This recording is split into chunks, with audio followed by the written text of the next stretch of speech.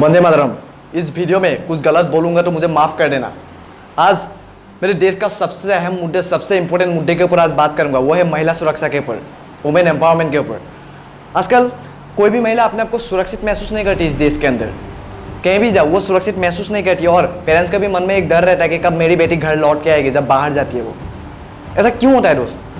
हमारे देश में जो गंदा माहौल है ना, उसके वजह से हमें इस माहौल को, हमें देश से इस गंदगी को मिटाना पड़ेगा। पहले कैसे? सबसे पहले संस्कार दीजिए अपने बच्चों को, तभी कुछ हो सकता है इस देश में। और कोई हरामखोर नालायक साला ये बोलता है कि महिला जो है ना, लड़की जो है ना, ये लोग खिलौना है। उन सालों को साला जो भी महिला के खिलाफ ऐसी भाषा का प्रयोग करे, उन सालों को उसी वक्त उसी टाइम पे उसकी औकात दिखाना बहुत ही ज़रूरी है। मैं सबको बोल रहा हूँ, हमारे देश में ना एक कल्चर है, हमारे देश में बेटियाँ पैदा नहीं होती है, हमारे देश में वीर वीरांगनाएं शेरनियाँ पैदा होती है इस भारत भूमि में। याद रखना ये। छत्रपति शिवाजी महाराज, रानी लक्ष्मीबाई के नाम तो सुना ही होगा, ऐसे ही वीर वीरांगनाओं की जमी है ये। छत्रपति शिवाजी महाराज नारी के सम्मान स्वाभिमान के लिए लड़ा था। अब हम लोग के बारी है दोस्त, हमें खड़ा होना पड़ेगा महिला के सम्मान स्वाभिमान के लिए। दोस्त, महिला बहुत ताकतवर होती है। जिनको नहीं पता चल ही जाएगा बाद में। दोस्त, महिलाओं की इज्जत करना बहुत ही जरूरी है, क्योंकि जो एक महिला कर सकती है ना, वो हम लोग की इतनी औकात ही नहीं है कि हम वो कर सकें। मैं हर एक महिला से, हर एक लेडीज से एक बात बताना चाहता हूँ कि भले ही आपको कुछ भी छोड़ना पड़े ज़िंदगी में, लेकिन अपने सेल्फ रेस्पेक्ट को मत खोने देना, मत छोड़ना। आजकल बहुत ही ज़्यादा रेप केसेस न्यूज़पेपर में देखने को मिल रही है, सुनने को मिल रही है कि ये मेरे देश का सबसे बड़ा प्रॉब्लम है। इसका सल्यूशन निकालना बहुत ही ज़रूरी है। क्यों हो रहा है ये सब? साला कानून का डर नहीं है इस देश के अंदर, उसी कारण से कानून का डर होना बहुत ही ज़रूरी है इस देश में।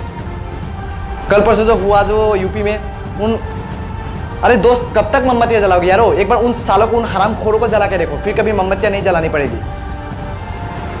और कोई को बोलता है कि मैं निंदा कर रहा हूँ। अबे घंटा निंदा विंदा से कुछ होता है बे?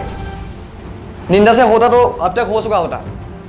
और मैं सभी पॉलिटिकल पार्टीज को एक रिक्वेस्ट है मेरा, इस पे राजनीति मत करना। सभी लोग एक साथ इकट्ठे होकर एक कानून बनाओ, एक लॉ बनाओ इसके ऊपर। मैं पहले भी बोल चुका हूँ, आज भी बोलता हूँ कि हमारे देश में ऐसा एक लॉ बनना चाहिए, जो रेप करे उन सालों को पब्लिक में गोली मारो और पब्लिक में टांगो सालों को। बस इस देश में एक को टांगना है, बाकियों का अकल ठिकाने में आ जाएगा अपने आप। I want it must should be become as a powerful law in my country. बाकी देशों में ऐसी हरकत करने वालों को ब्रूटल सजा दिया जाता है। सऊदी अरब में ऐसी हरकत करने वालों को, रेपिस्ट का, पब्लिकली सर धड़ से अलग कर दिया जाता है। और हमारे यहाँ सिर्फ 15 से 20 साल की सजा सुना दी जाती है। इसीलिए मैं माननीय प्रधानमंत्री मोदी जी से एक रिक्वेस्ट है मेरा, प्लीज़ मेरे देश में एक लॉ बनना चाहिए जल्द से जल्द, ऐसे बहुत ही ब्रूटल लॉ इसके खिलाफ। और कुछ दिन की बात है, मैं बाहर सामान खरीदने टाउन गया था, कुछ सामान लेने, और मेरे बाजू में 2-3 लड़का था। वो लोग कमेंट पास कर रहा था एक लड़की पे कि महिला कैसे कपड़ा पहनता है, कैसे कपड़े सिलेक्ट करता है।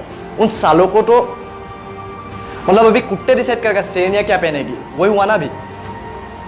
मैं हर एक महिला, हर एक लेडीज से एक बात बताना चाहता हूँ कि आप लोग फिट रहिए, फिट रहने की कोशिश कीजिए आप लोग। और आप लोग के पास सर्वाइवल टेक्निक्स और सेल्फ डिफेंस का नॉलेज रखिए आप लोग, क्योंकि अहम वक्त में वही आप लोग के काम आएगा।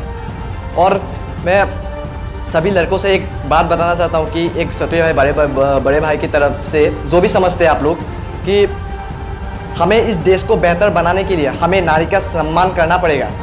हमें नारी के सम्मान के लिए, स्वाभिमान के लिए हमें खड़ा होना पड़ेगा। We have to stand for that. जय हिंद, वंदे मातरम।